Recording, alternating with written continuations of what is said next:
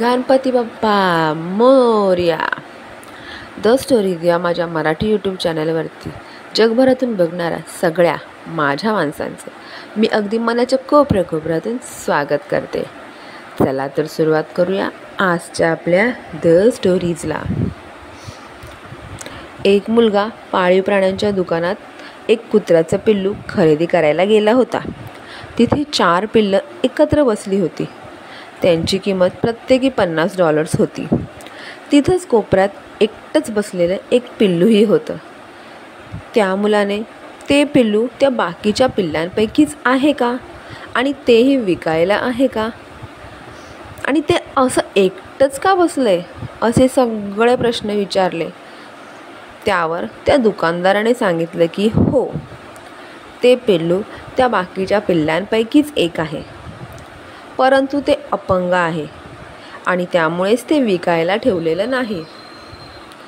त्या मुलाने त्या पिल्लात कोणता दोष आहे असे विचारले असता दुकानदाराने सांगितले, या पिल्लाला जन्मापासूनच एक पाय नाही. मुलाने विचारलं, या पिल्लाचं तुम्ही काय करणार?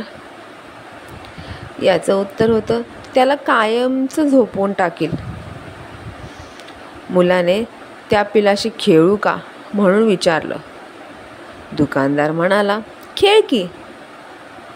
मुलाने कुत्र्याला उचललं आणि कुत्र्याने त्याचे कान चाटले. त्याच क्षणी मुलाने ठरवलं की हेच पिल्लू आपण घ्यायचं.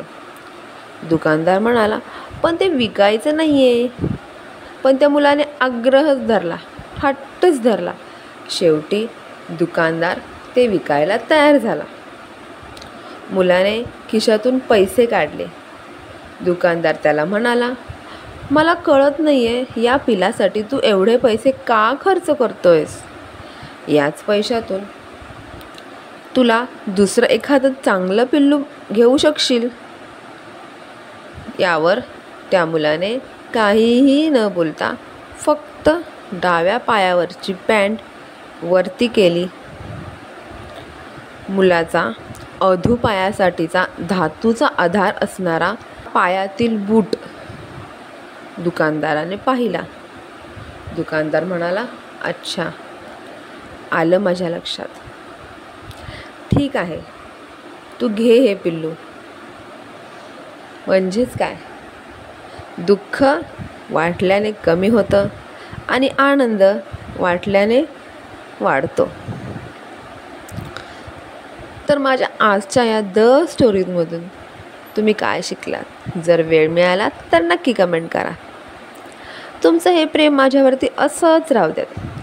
तुमचं प्रेम जर उत्तरोत्तर वाढत गेलं लाईक्सच्या माध्यमातून आणि सबस्क्रायबर्सच्या माध्यमातून, तर खूपच छान, खूप आनंद. तुमच्या प्रतिक्रिया ज्या की कशाही असतील, पॉझिटिव्ह निगेटिव्ह, पण नक्की कमेंट करा. चला तर पुन्हा भेटूयात पुढच्या द स्टोरीजमध्ये. धन्यवाद.